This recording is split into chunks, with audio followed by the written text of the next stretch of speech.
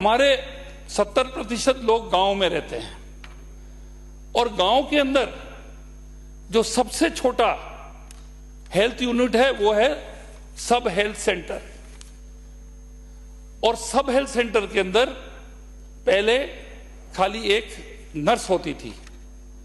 हम उसको स्ट्रांग बना रहे हैं कि आपके बिल्कुल हमारे जो ग्रामीण लोग जो ज्यादा जहां मतलब क्योंकि वहां रहते हैं गांव के अंदर, उनके पंचायत के पास या नियरेस्ट जो सब सेंटर्स तो बहुत ज्यादा खुले हुए हैं। हम चाहते हैं कि इसमें हमारे राजस्थान में 20,348 सब सेंटर्स हैं। इस सब सेंटर के अंदर एक आपका CHO सेमी डॉक्टर जिसकी सैलरी होगी 30-35 हजार, एक ANM होगी जो हाईली पेड होगी, थोड़ी बेटर क्वालिटी की, और एक ही आपकी आशा वर्कर होगी। वहां पर वाईफाई के साथ हम वहां पर LCD स्क्रीन देंगे, कंप्यूटर देंगे, प्रिंटर देंगे, मोबाइल देंगे, और इलाज जो है वहां पर जो होगा, आप मोबाइल से, कोई लेडी है वो फोन पे, आजकल जो लेडीज गांव की हैं जी, वो मोबाइल अपन लोगों से सबसे ज्यादा जानती हैं, है ना। They are more this thing with mobile. जो हम लोग हमें फंक्शन नहीं मालूम है मोबाइल के, उनको मालूम है।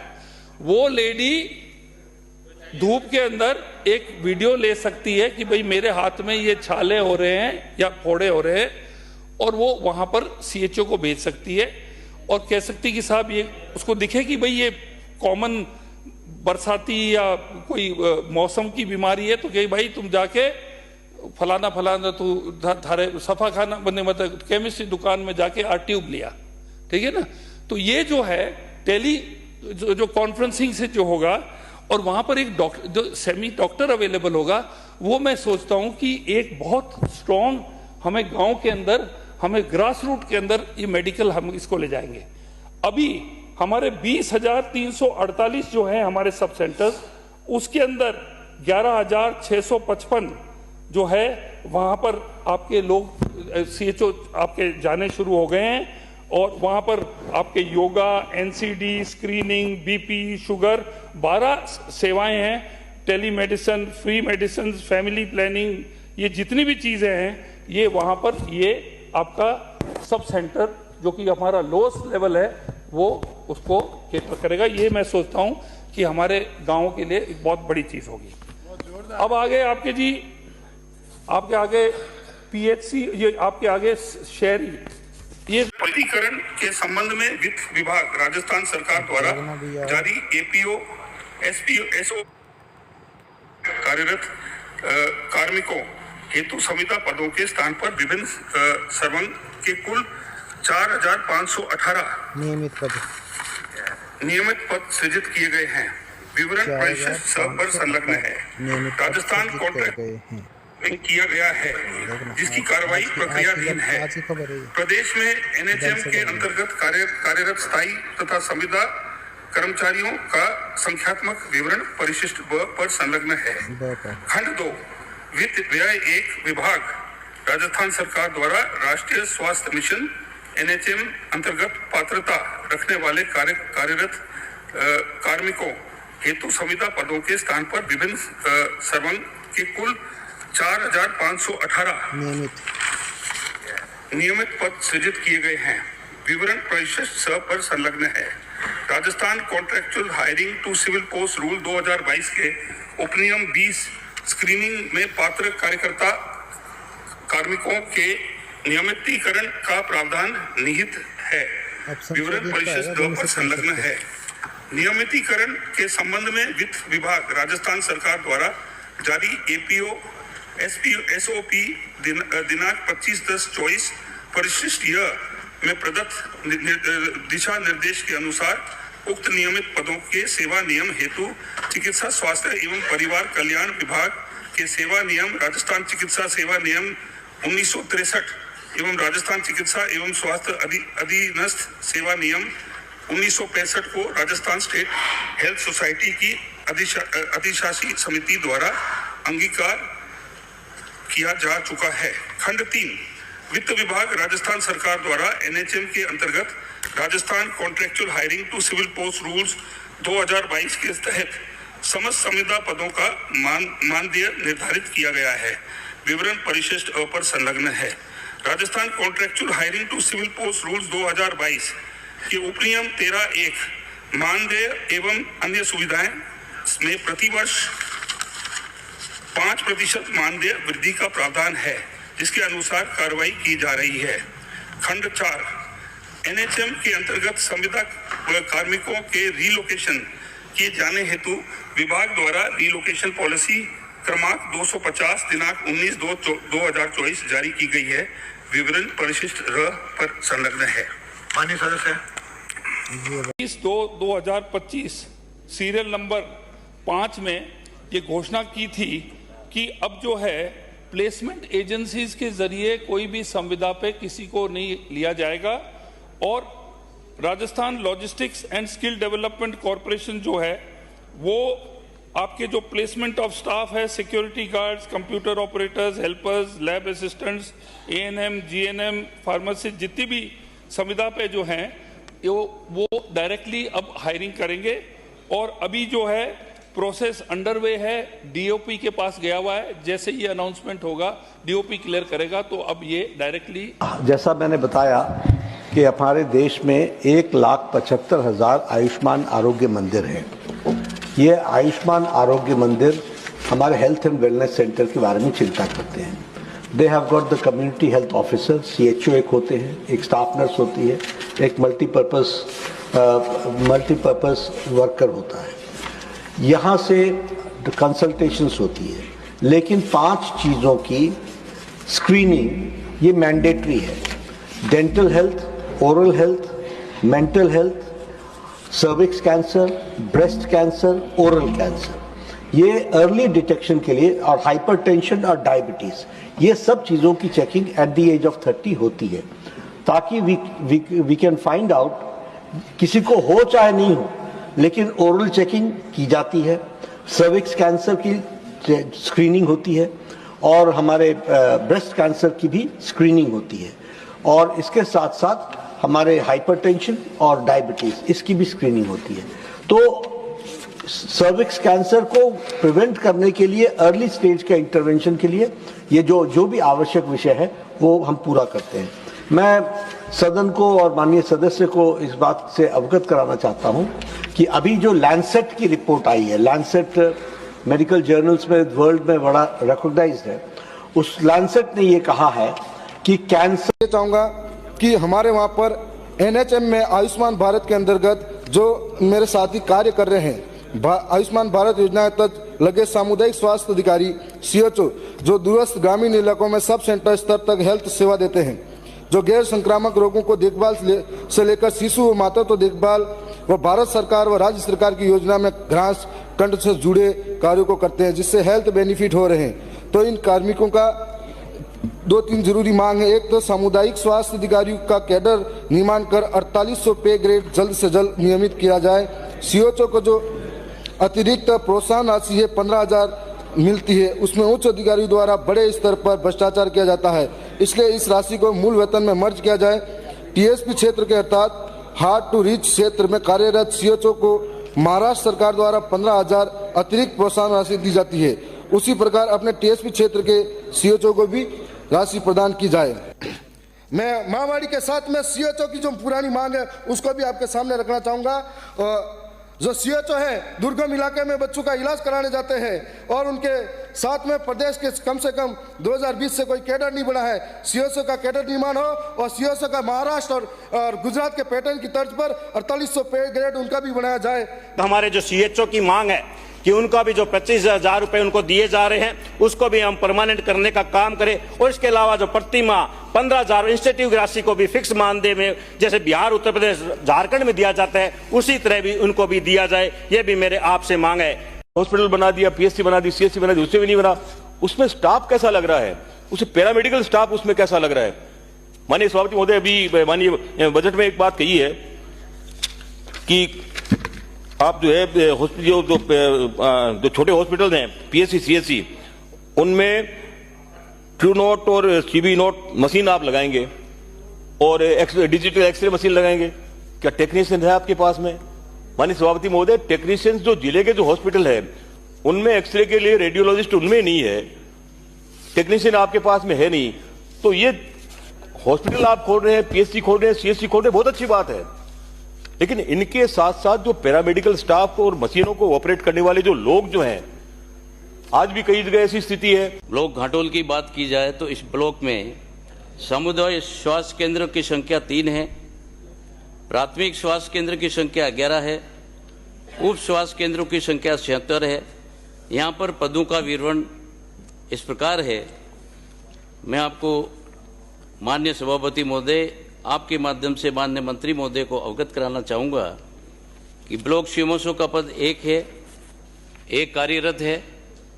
वरिष्ठ चिकित्सा अधिकारी का 2 पद हैं, दोनों रिक्त हैं। कनिष्ठ चिकित्सा अधिकारी के 2 पद हैं, दोनों रिक्त हैं। मेडिकल ऑफिसर के 22 पद हैं, 18 कार्यरत हैं, 4 रिक्त हैं। नर्स ग्रेड प्रथम 13 हैं, 12 कार्यरत हैं, 1 रिक्त है। नर्स ग्रेड 2 27 पद हैं, 24 कार्यरत हैं, 3 रिक्त हैं। एनएम के 183 पद हैं, 140 कार्यरत हैं, 43 रिक्त हैं। फार्मेसी के शेर पद हैं, 1 कार्यरत है, 5 खाली हैं। लैब टेक्नीशियन के 12 हैं, 5 कार्यरत हैं, 7 खाली हैं। रेडियोग्राफर के 1 पद है, 1 खाली है। महिला स्वास्थ्य दर्शिका 13 हैं, 4 कार्यरत हैं, 9 खाली हैं। माननीय सभापति महोदय, घाटोल के सामुदायिक स्वास्थ्य केंद्र की ओपीडी कभी कभी 400 से 500 तक की। ये सीएचओ के बारे में मैं चर्चा करना चाहूंगा।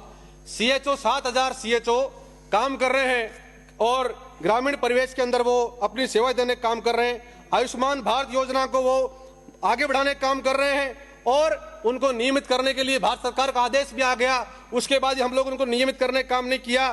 15 से अधिक सीएचओ की सड़क दुर्घटना में मौत हो गई, उनको भी कोई कंपनसेशन देने की हम लोगों ने बात नहीं करी। ये जो ट्रेनिंग शुदा 3 वर्ष 6 माह डिग्री लेकर जो डिप्लोमा कर रखे हैं उनको 26,500 रुपए देने का विचार रखते हैं कि नहीं रखते हैं तो कब तक नहीं? हो गया दूसरा माननीय मंत्री जी रखेंगे।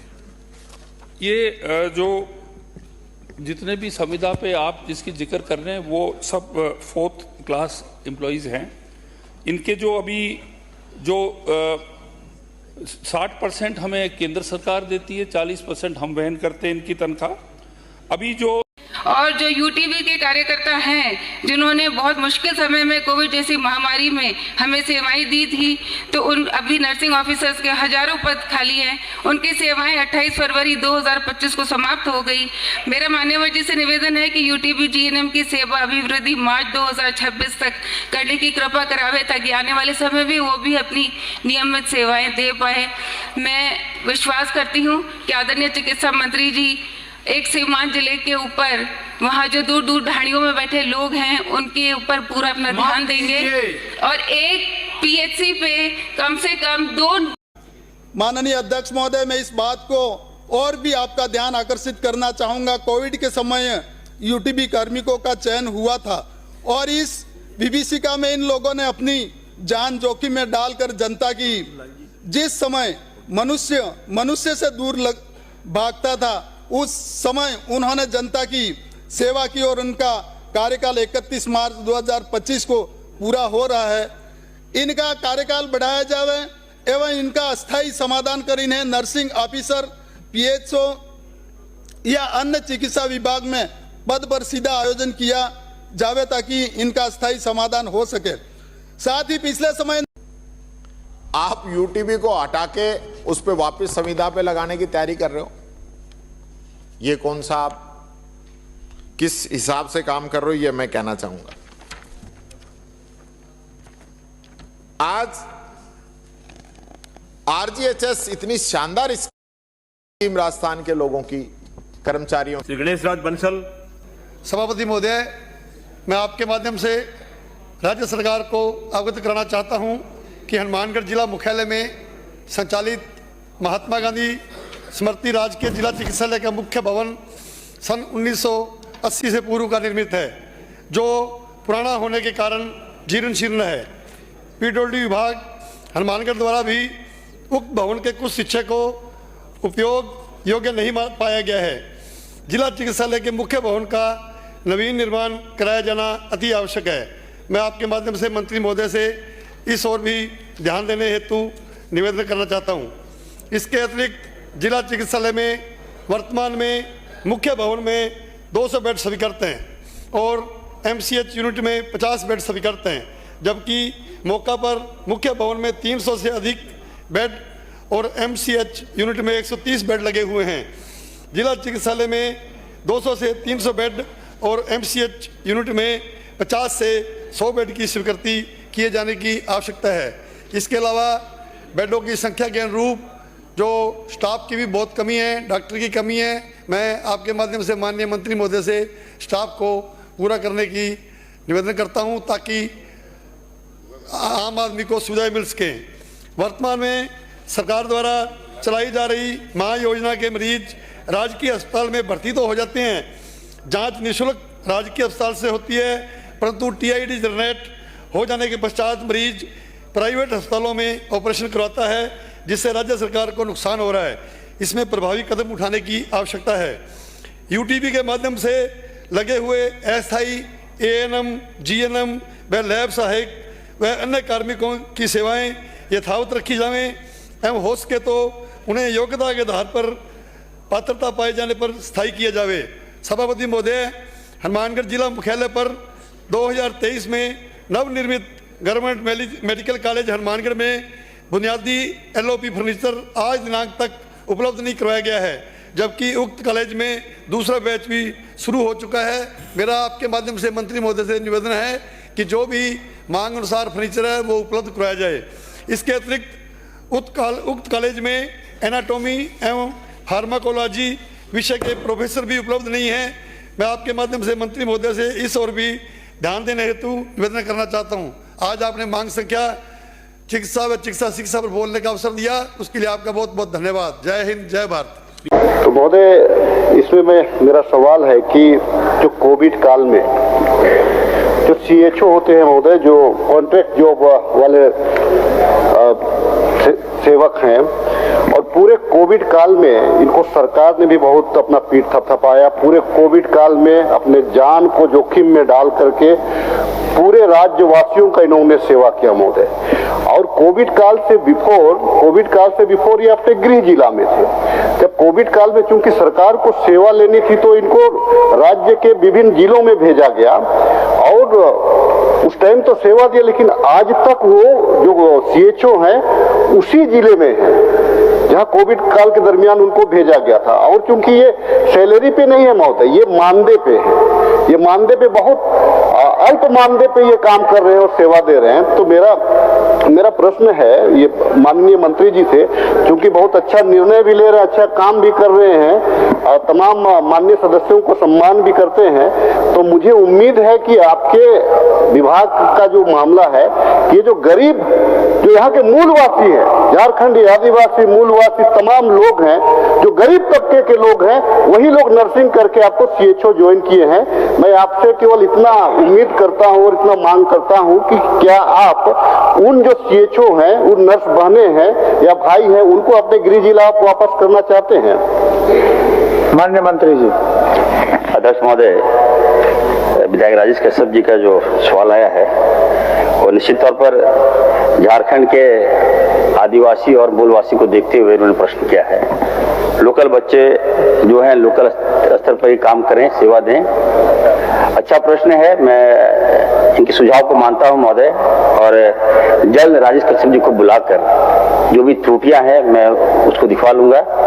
मैं कहना चाहता हूं कि जब कोविड आया महोदय, कोरोना आया तो आनंद फानंद में सरकार ने बड़ा स्टेप लिया सेवा देने के लिए। तो हमारे जो CHO को बहाल किया गया महोदय, और ऐसा नहीं है महोदय कि हम लोग उसको कम पैसा देते हैं। एक CHO को हम लोग 25,000 रुपया महीना दे रहे हैं महोदय, और साथ ही साथ 15,000 रुपया उनको प्रोत्साहन राशि भी हम लोग दे रहे हैं। तो राशि में कमी नहीं है। हम चाहते हैं कि वो अगर उनको हम लोग डिप्यूट किए तो वो काम करें, और अगर कोई ऐसा आयोजन आएगा मेरे पास कि सर नजदीक जिले में है तो उनको वहां पे प्रस्तावित करेंगे हम, इसमें कोई दिक्कत नहीं है। ठीक है, लेकिन आप राज्यव्यापी अगर बोलते हैं तो ठीक है, हम आपको बुलाकर, हम विभाग में बुलाकर महोदय कोई रास्ता निकालेंगे। अध्यक्ष महोदय, हो गया राजेश जी। आश्वासन ये है महोदय, मैं सिर्फ इतना जानना चाहता हूं कि ये जो 25,000 जो मानदेय है और 15,000 का जो इंसेंटिव हम उनको देते हैं महोदय, हम भी अपने बच्चों को इंग्लिश मीडियम स्कूल में पढ़ाते हैं महोदय, तो वहां कम से कम 3,000 रुपया फी लगता है। और उनका नाश्ता पानी को देखिएगा महोदय, नाश्ता पानी को देखिएगा तो कम से कम 5,000 एक बच्चे पे होता है। अगर 2 बच्चे हैं तो महोदय वैसे भी उनका जो है कि 15 से 20,000 रुपया खर्च। और अगर वहां दूर पे रहेंगे तो 5,000 रुपया भी उसका नहीं बचता है महोदय, सेवा करने के बाद में भी। हमारा कहना है कि चूंकि आपने इंसेंटिव का जिक्र किया है महोदय, तो इंसेंटिव का जिक्र किया तो जो 15,000 है, जो 15,000 जो आप इंसेंटिव दे रहे हैं वो उनका मानदेय के साथ एक बार में आप नहीं दे रहे हैं। क्योंकि मैं मध्यम वर्गीय परिवार से जुड़ा हुआ, मेरे रिलेटिव और मेरे गांव घर के बहुत सारे लोग हैं, इसीलिए मैं अपना दुख मुझे बताते हैं।